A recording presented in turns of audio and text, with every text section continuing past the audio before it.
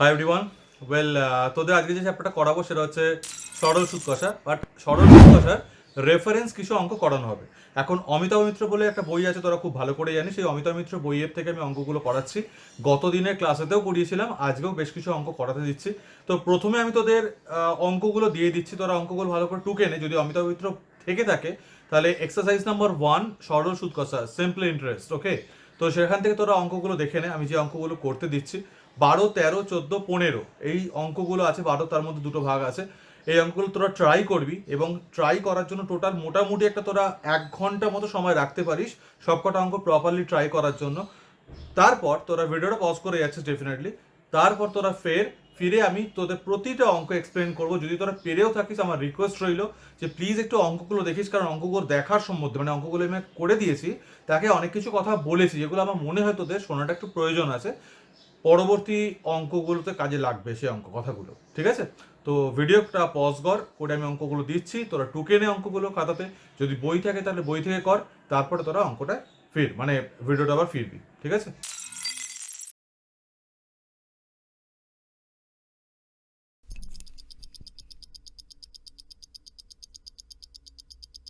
Well 12 এর যে অঙ্কটা দিয়েছে, দিয়ে বলছে যে তোর হাতে একটা মানে 25,000 টাকার অ্যামাউন্ট দেওয়া হয়েছে।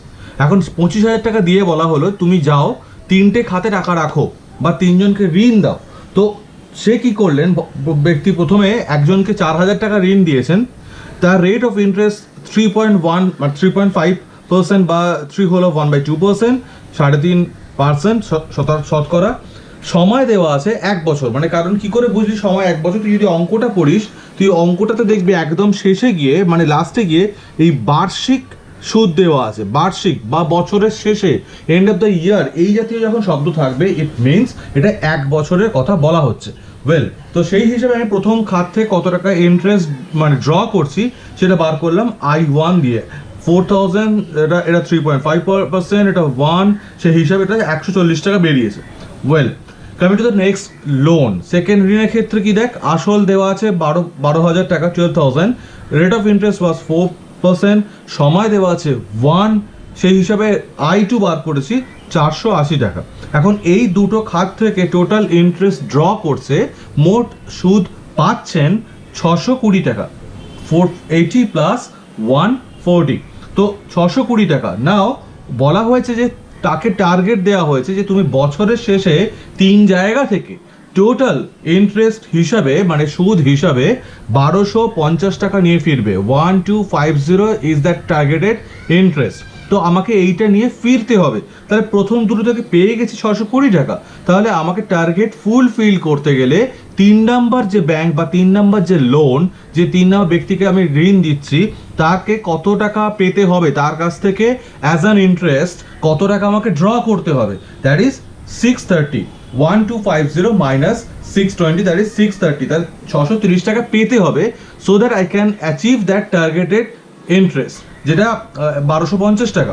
এখন আমি তৃতীয় ঋণের ক্ষেত্রে এলাম। তৃতীয় ঋণের ক্ষেত্রে দেখ, আমার টোটাল তো 25,000 দিয়ে বলেছিল যাও 3জনকে ধার দাও। এখন 4,000 টাকা দেওয়া হয়ে গেছে, 12,000 দেওয়া হয়ে গেছে। তাহলে বাকি 3 নাম্বার ব্যক্তির জন্য কত পড়ে রয়েছে না 9,000। তাহলে 3 নাম্বার যে ব্যক্তি, তাকে আমি 9,000 টাকাই ধার দিতে পারবো। এখন রেট অফ ইন্টারেস্টটাই বার করতে বলেছে যে তাকে তুমি কি হারে সুদ দেবে ঠিক করে নাও, যাতে কিনা so that you will get the total interest as 1250। তুমি টোটাল সুদ পাবে 1250 টাকা। তোমাকে ঠিক করতে হবে তুমি তাকে কি রেট অফ ইন্টারেস্ট দিয়ে এন্টারটেইন করবে। তো আমি এবার জানি না রেট অফ ইন্টারেস্ট কত, তো আমি জিজ্ঞাসা চিহ্ন রেখেছি এখানে। সময় যথারীতি এখানেও 1 বছর। সুদ দা I3 is equals to P3 R3 3/100। কেন I2 I1 I3 ধরছি, তোদের আগের দিন অলরেডি আমি এক্সপ্লেন করেছি যে যেহেতু অনেকগুলো কেস থাকছে, তাই I1 I2 I3 এরকম করে আমি ব্যাপারটাকে সাজিয়ে নেবো। তো I3 দেখ আমার কিন্তু দেওয়া ছিল 630, আমি রেট দিয়ে এখানে মার্ক করে দিয়েছি। এই সুদটাই দেওয়া ছিল 630, এটা 9,000 ইন্টু R3 ইন্টু 1/100 ক্যালকুলেট করে আমি R3 বেরিয়েছে 7%। তো তার মানে তৃতীয় যে ব্যক্তি, সেই তৃতীয় ব্যক্তিকে আমাকে 7% রেট অফ ইন্টারেস্টে ধার দিতে হবে যদি আমি 1250 টাকা পেতে চাই বছরের শেষে। মানে 1250 টাকা পেতে গেলে আমাকে 3 নাম্বার যে ব্যক্তি, তাকে আমাকে 7% রেট অফ ইন্টারেস্ট ধার দিতে হবে। বোঝা গেল ব্যাপারটা? এই হচ্ছে 12 রে। তোরা টুকে নে, তারপরের অঙ্কটা আমি এক্সপ্লেন করছি। ওয়েল, 12 বিয়ে যে অঙ্কটা আছে, 12 বিয়ের অঙ্কটা বলছে যে তুই ভালো করে যদি বই থেকে পড়ে দেখিস, দেখবি যে সে 600 টাকা ঋণ করেছে 6% রেট অফ ইন্টারেস্টে, পার্টিকুলার কোনো একটা সময়ের জন্য। এখন সেই সময়টা কিন্তু দেওয়া নেই। আর 800 টাকা ঋণ করেছে অন্য আরেকটি ব্যাংক থেকে 8% রেট অফ ইন্টারেস্টে। এখন দুটো ব্যাংক থেকে সে টোটাল পাচ্ছে, মানে অ্যাজ অ্যান ইন্টারেস্ট বছরের শেষে সুদ হিসাবে, শুধু সুদ আসল নয় কিন্তু, শুধু সুদ হিসাবে ও টোটাল পাচ্ছেন উনি 428 টাকা, 428। এই টোটাল ইন্টারেস্ট হিসেবে উনি এটাকে গেন করছেন দুটো ব্যাংক থেকে। এখন প্রশ্নটার মধ্যে একটা শর্ত দিয়েছে, কি বলছে, প্রথম ব্যাংকে 600 টাকা যে সময়ের জন্য রেখেছিল, দ্বিতীয় ব্যাংকে তার থেকে 2 বছরের বেশির জন্য রেখেছিল। মানে 600 টাকা প্রথম ব্যাংকে যদি এক্স বছরের জন্য থাকে, দ্বিতীয় টাকা মানে এই 800 টাকাটা দ্বিতীয় ব্যাংকে x+2 ইয়ার্সের জন্য থাকবে। এই হচ্ছে ব্যাপার। তার প্রথম ব্যাংকে যদি এক্স বছরের জন্য ধরেছি আমি, প্রথম ব্যাংকে প্রথম ঋণ নেন, ঋণ নেয় লিখে ফেলেছি আমি, মাই মিস্টেক।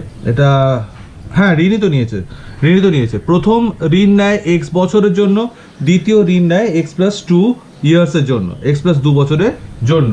ঠিক আছে, তাহলে প্রথম ঋণের ক্ষেত্রে আসল হচ্ছে 600 টাকা, সুদের হার দেওয়া ছিল 6%, সময় দেওয়া ছিল এক্স, স্বাভাবিকভাবেই। তাহলে এটা হয়ে যাচ্ছে দেখ 600 ইন্টু 6 ইন্টু এক্স বাই 100। আমি ইনিশিয়ালি 100 দিয়ে কাটাকাটিটা করছি না, রেখে দিচ্ছি, পরে দেখবো। হ্যাঁ, মানে এখন এই মুহূর্তে না, পরে দেখবো। কেন এটা রাখছি সেটা আমি পরে বলছি, এক্সপ্লেন করছি। আমি অলরেডি আগের দিনে বলেছিলাম কিছুটা। দ্বিতীয় ঋণ সেটা হচ্ছে 800 টাকা, rate of interest was like 8%, সময় যেটা সেটা হচ্ছে x+2 ইয়ার্স, রাইট? তাহলে এখানে দেখ 800 into 8 into x+2 divided by 100, তাহলে 6400 x+2 বাই 100। দেখ দুটো ক্ষেত্রেই দেখ পুরো 0 মানে পুরো 100টা এলিমিনেটেড হয়ে যাচ্ছে, তাই এটা আমি এইখানে করতে পারি এইভাবে। যদি না হতো, এটা যদি এলিমিনেট না হতো, মনে কর এটা 6400 জায়গায় 6431 হয়েছে, তখন কিন্তু 100টা রেখে দিলে দুদিকেতে সুবিধা হতো। ঠিক আছে, এক্ষেত্রে আমি তখন করে দিলাম 36x। ক্লিয়ার? ওয়েল, এখন এই দুটো ইন্টারেস্ট টোটাল সুদের পরিমাণটাই দেওয়া আছে 428 টাকা। তাহলে প্রশ্নানুসারে এই 36x প্লাস 64 ইন্টু x+2, এটাই 428।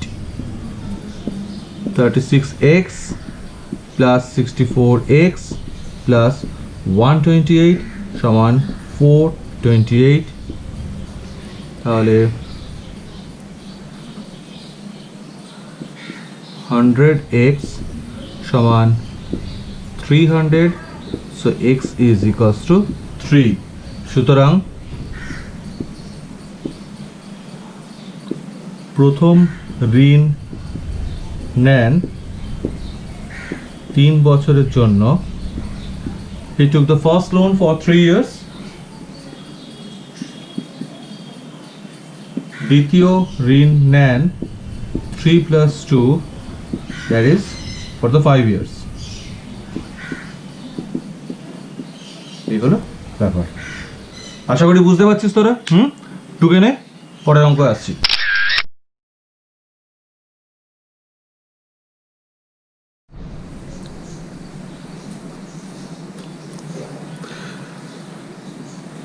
13 যে অঙ্কটা, 13 অঙ্কটা বলেছে যে এক ব্যক্তির টোটাল 28,000 টাকার একটা পুঁজি আছে, টোটাল 28,000 টাকার ফান্ড আছে।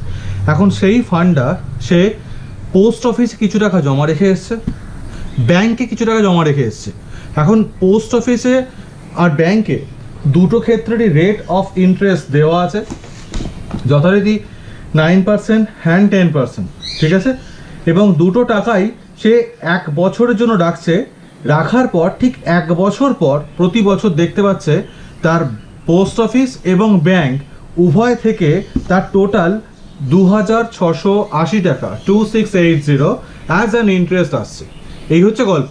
তো এখন আমাকে প্রশ্ন করেছে যে কোন খাতে মানে ব্যাংকে বা পোস্ট অফিসে কত টাকা করে করে রেখেছিল।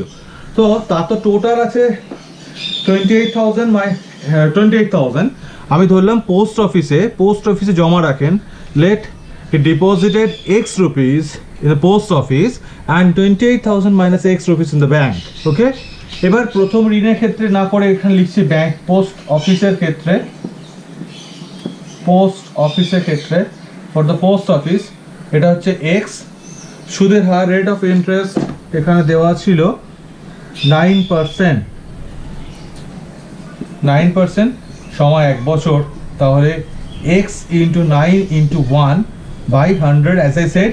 প্রথমেতে এইটাকে ভাঙবি না, এইভাবে রেখে দিবি, কাটাকাটি গেলে এখানে যাবে না, ঠিক কথা। 100 দিয়ে ক্যালকুলেট করবি না এক্ষেত্রে।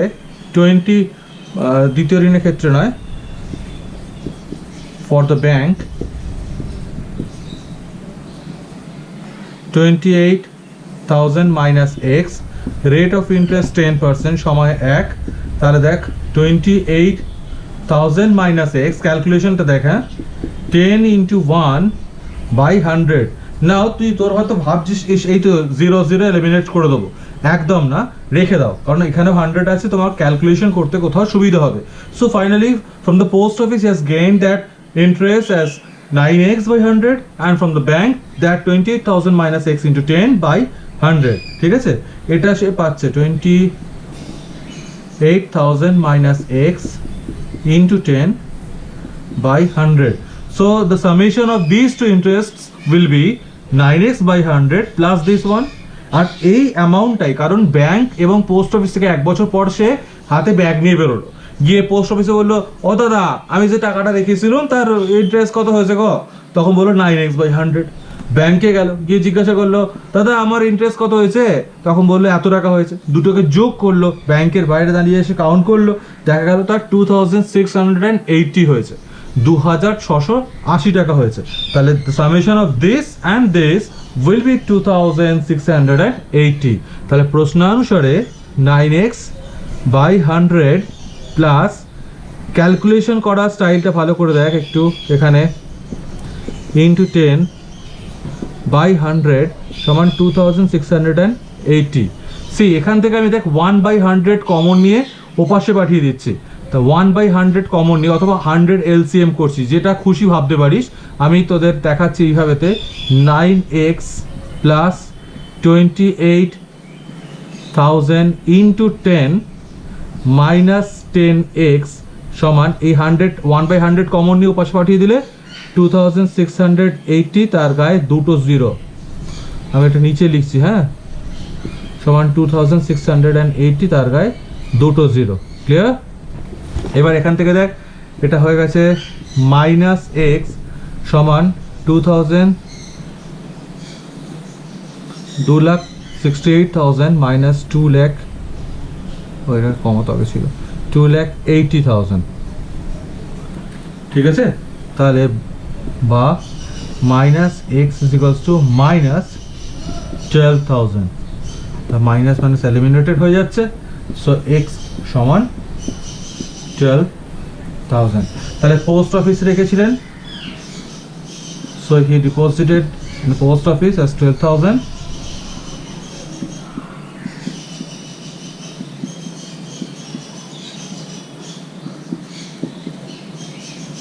12,000 টাকা। আর ব্যাংকে রেখেছিলেন 28,000 মাইনাস 12,000, দ্যাট ইজ 16,000। এই হলো আনসার। ঠিক আছে, তুলে নে, পরে অঙ্ক দেখাচ্ছি।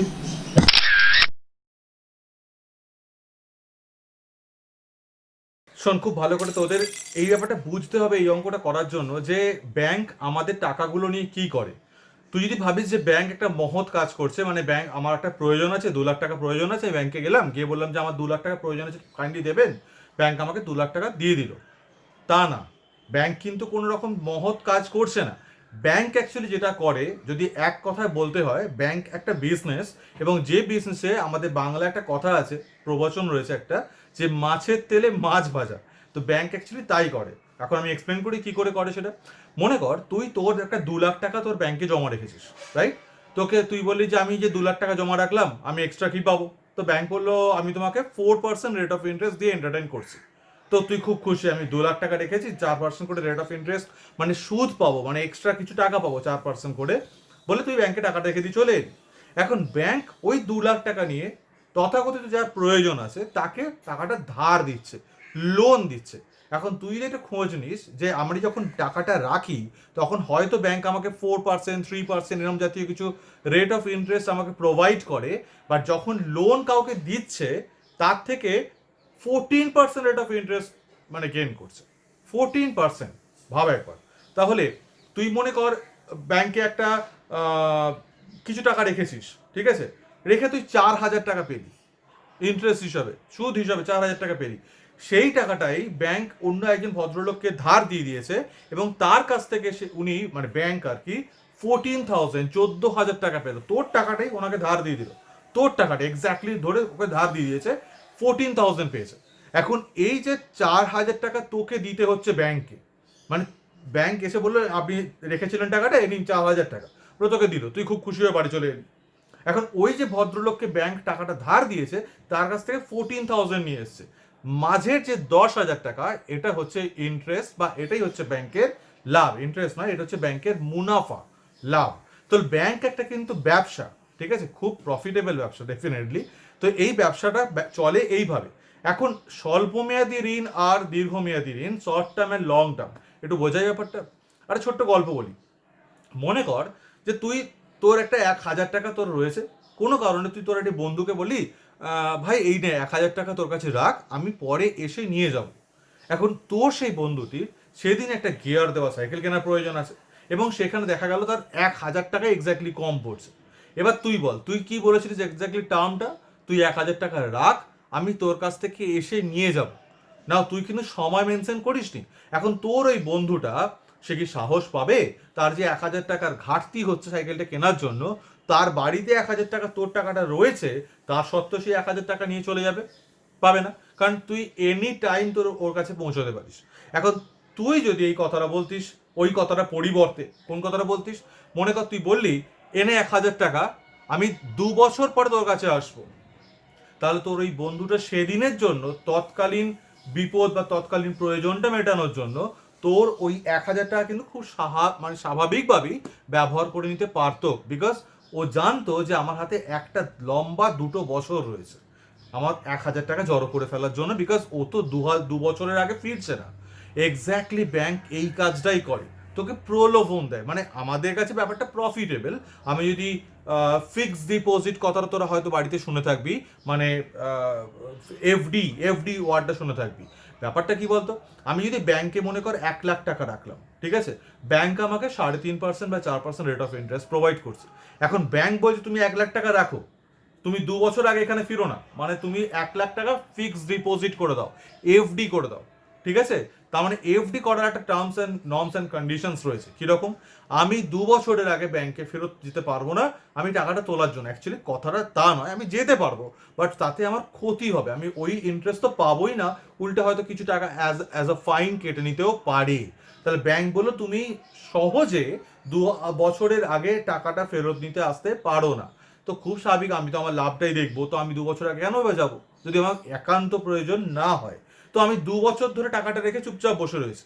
তার মানে ব্যাংক কিন্তু নিশ্চিন্ত, ব্যাংক জানে যে আমি ওই টাকাটা 1,00,000 টাকাটা 2 বছর নিয়ে যা খুশি করতে পারি। তো এখন ওই 1,00,000 টাকাটা কি করবে, ও কাউকে ধার দিয়ে দেবে, নিজের মনের শান্তিতে খুশিতে ধার দেবে, কোনো হেডেক থাকবে না, বিকজ তুই তো বাবা 2 বছরের আগে ফিরছিস না।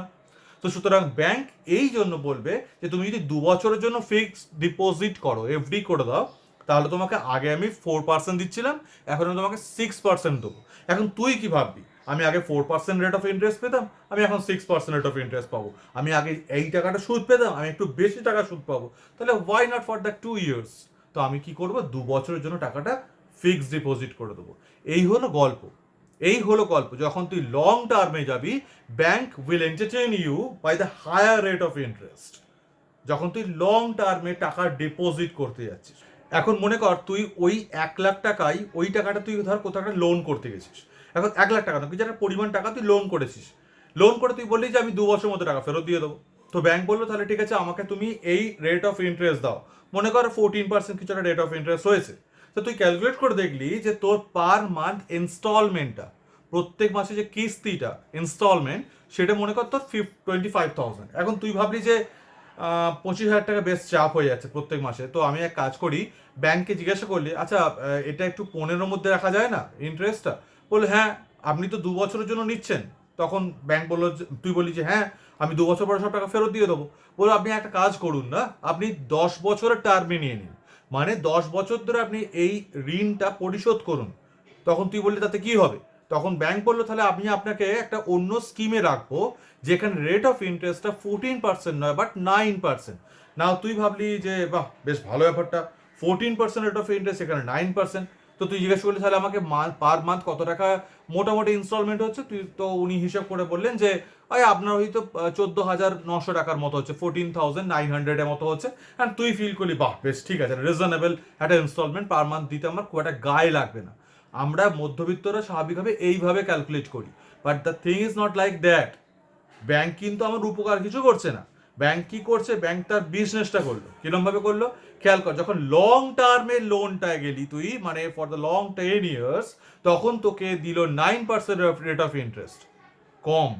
আর যখন তুই 2 বছরের শর্ট টার্মে গেছিস, তখন তোকে দিচ্ছে মনে কর 14% রেট অফ ইন্টারেস্ট, বেশি, higher rate of interest. You are being entertained. Now my question is কেন? হঠাৎ করে এরকম কেন? তার কারণ ব্যাংক খেয়াল করছে 2 বছর পরে এর কাছ, যদি আমি 2 বছরের টার্মে যাই, তাহলে মাত্র 2 বছর ধরে এর কাছ থেকে টাকা পেতে থাকবো ইন্টারেস্ট হিসাবে। বাট যদি আমি 10 বছরের লং টার্মে যাই, এই কাস্টমারকে 10 বছরের লং টার্মে নিয়ে যেতে পারি, তাহলে সেক্ষেত্রে আমি কাস্টমারের কাছ থেকে 10 বছর ধরে টাকা পেতে থাকতে পারবো। এবং তুই হিসেব করে দেখবি, তুই হয়তো 3 লাখ টাকা লোন করেছিলিস, 10 বছর ধরে তুই মিটিয়েছিস আরো 4 লাখ টাকা, তোর টোটাল মিটিয়েছিস তুই 7 লাখ টাকা, মানে 4 লাখ, 4 লাখ টাকা শুধু ইন্টারেস্টে মিটিয়েছিস। দেখা যায়, মানে স্বাভাবিকভাবে এগুলোই দেখা যায়। তাহলে এই হলো গল্প। মানে ব্যাংক কিন্তু ব্যবসা করে, ব্যাংক কোনো রকম দাতব্য করছে না, ব্যাংক কোনো রকম আমাদের সাহায্য করছে না। ব্যাংক পুরোপুরিভাবে পুরো দস্তুর বিজনেস করার জন্য এখানে আছে। আর এই যে স্কিমগুলো, সেগুলো কিন্তু সব মানে ওদের প্রফিটেবল স্কিম। বোঝা গেল ব্যাপারটা? ব্যাংকিংটা বুঝতে হবে তো। পরবর্তী সময়তে যখন তুই বড় হবি, টাকা পয়সা রাখতে যাবি ব্যাংকে থেকে, তখন তোদের এই ব্যাংকিং সিস্টেমটা সম্বন্ধে একটা ক্লিয়ার ধারণা থাকা প্রয়োজন আছে, না তো তুই বোকা বেনে যাবি। ঠিক আছে, অঙ্কটা দেখে নে। তো যেমন বলছিল সাম নাম্বার 14টাতে, যে আমি ধরলাম দীর্ঘমেয়াদী ঋণের পরিমাণ 15x আর স্বল্পমেয়াদী ঋণের পরিমাণ 4x, যেখানে x সমান সাধারণ গুণনীয়ক not equals to 0, x is a common multiplier not equals to 0. Let the loan for the long term হচ্ছে 15x and that short term period is 4x. Okay, এবার দীর্ঘ মেয়াদী ঋণের ক্ষেত্রে for the long term loan, দেখ principal কত হচ্ছে 15x, সুদের হার রেট অফ ইন্টারেস্ট দেওয়া আছে ওর 7%, আর সময়, আচ্ছা এটা আমার দরকার নেই, আমি এটা স্বল্প মেয়াদিরাই বার করছি, পরে বলছি কারণটা। স্বল্প মেয়াদী ঋণের ক্ষেত্রে 4x স্বল্প মেয়াদী ঋণটা, ওর রেট অফ ইন্টারেস্ট দেওয়া ছিল 9x, মানে শর্ট টাইমের জন্য। আর স্বল্প মেয়াদী ঋণটা তো 2 বছরের জন্য নেওয়া হচ্ছিল, তাই 2, তাহলে এটা হচ্ছে 4x ইন্টু 9 ইন্টু 2 বাই 100, ঠিক আছে, 72x বাই 100। তো এটা তো গেল সুদ। এখন একটা ব্যাংকে যখন টাকা ফেরত দেওয়া হয়, রিটার্ন করা হয়, তখন কি শুধু সুদ ফেরত দেওয়া হয়, শুধু ইন্টারেস্ট, নাকি ইন্টারেস্ট প্লাস দ্যাট প্রিন্সিপাল, সুদ প্লাস আসল ফেরত দিতে হয়? তাহলে সুতরাং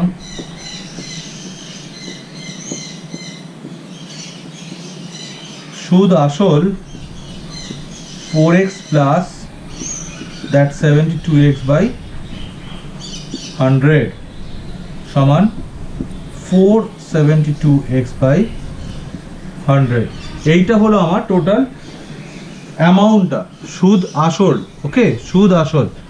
তো এবার ওরা কি বলেছে বলতো, যে স্বল্প মেয়াদী যে ঋণটা নিয়েছিল, যে শর্ট টার্মের জন্য যে লোনটা নিয়েছিল, মানে এইটা, সেটা যখন 2 বছর পরে ফেরত দিতে গেছে দেখলো তার 3540 হয়েছে। So that amount, this is the amount. Okay, তাহলে প্রশ্নানুসারে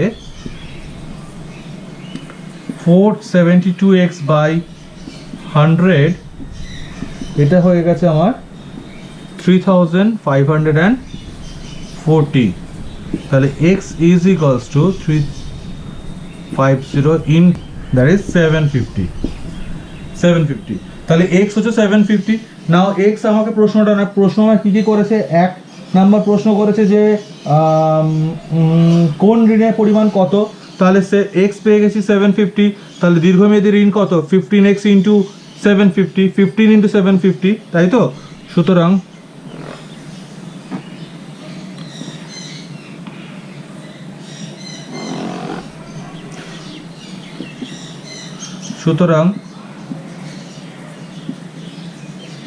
দীর্ঘমেয়াদী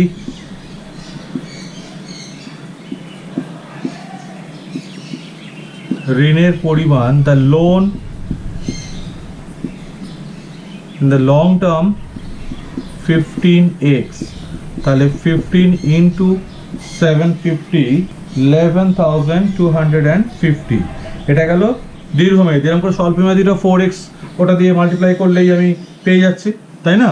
তাহলে এবার আমার দ্বিতীয় প্রশ্নটা কি করেছে, দ্বিতীয় প্রশ্ন করেছে যে দীর্ঘমেয়াদী ঋণের পরিশোধ করতে, মানে যখন রিটার্ন ব্যাক করছি আমি, সেই সময় আমি কত টাকা তাকে টোটাল দিতে হবে। এবার আমি যেটা বলেছিলাম, ফেরত দেওয়া মানে কিন্তু অবশ্যই সুদ আসল ফেরত দিতে হয়। তাহলে দীর্ঘ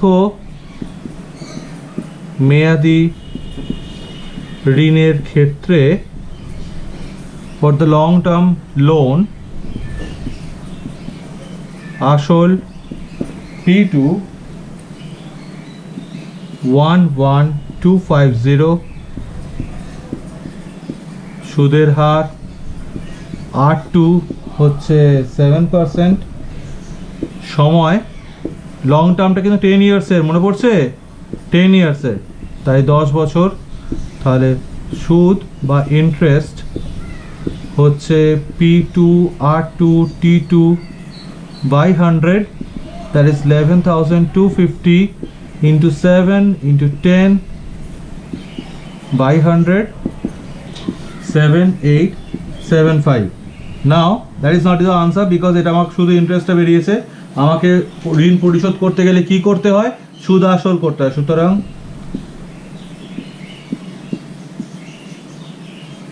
সুদ আসল 11,250 plus 7875 19,125। বোঝা গেল? এই হচ্ছে গল্প। তোকে নে তাড়াতাড়ি।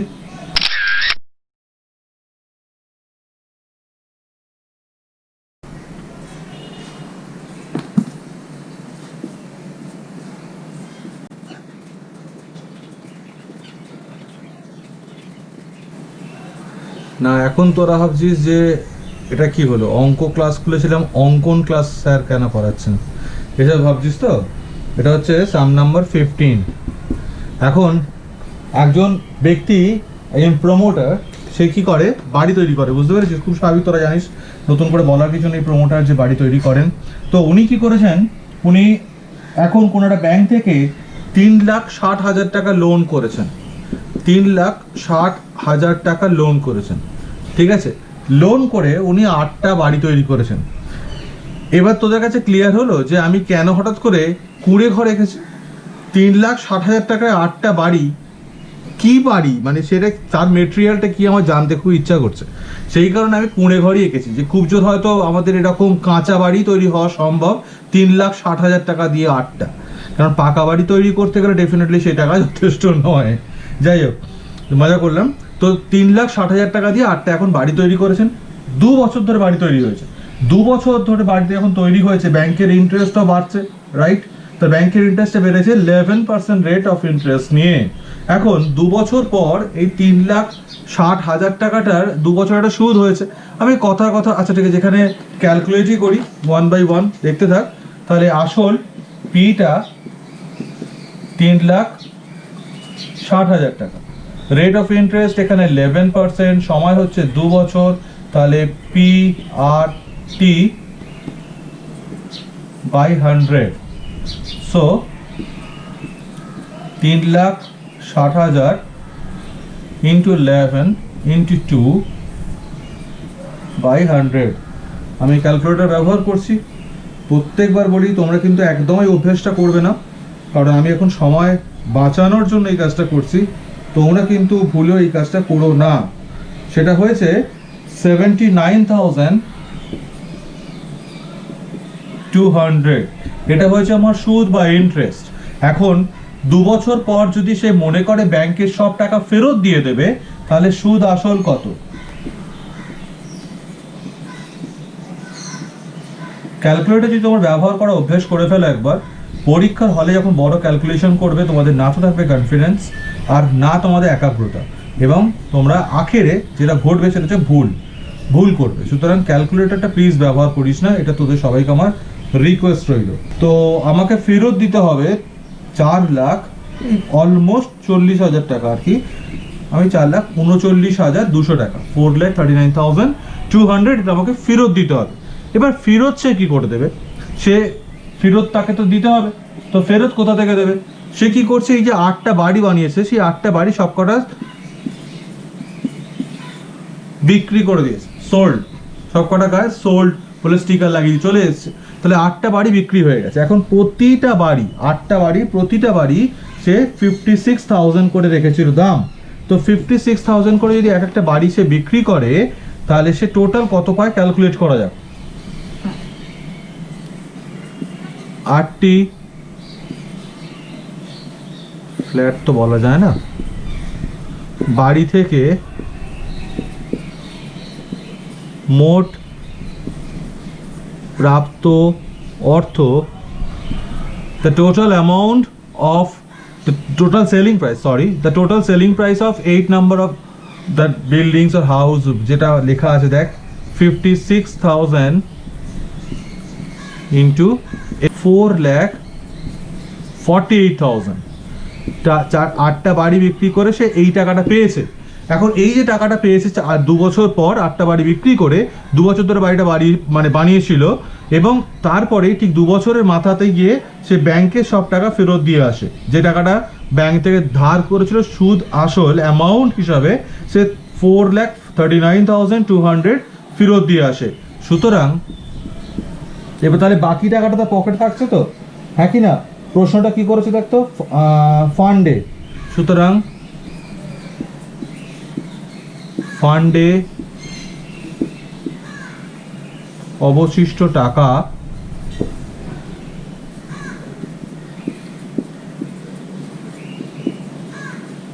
মাইনাস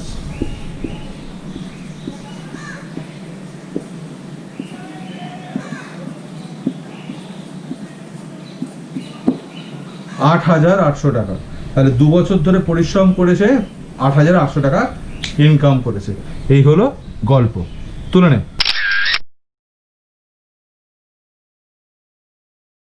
সো হোপফুলি তোদের ক্লাস ভালো লেগেছে এবং তোরা বুঝতে পেরেছিস। যদি বুঝতে পেরে থাকিস, যেমন প্রত্যেকবার বলি যে শেয়ার করিস আর একটা লাইক দিয়ে যাস অবশ্যই। আর ভালো করে প্র্যাকটিস করতে থাক, প্রত্যেকটা অঙ্ক ভালো করে প্র্যাকটিস কর। আমার মনে হয় আমাদের হাতে সময় অনেক বেশি আছে, তাই আমরা খুব সুন্দর করে আস্তে আস্তে একদম ভালো করে পুঙ্খানুপুঙ্খভাবে আমি চ্যাপ্টারটা প্র্যাকটিস করতে পারবো। এবং রেফারেন্স অঙ্কের ওপর যদি জোর দিতেই হবে এবছর, বিশেষ করে 2020 এটা, তো অবশ্যই আমাদের জোর দিতে হবে। চল, ভালো থাকিস সবাই, সুস্থ থাকিস, টাটা।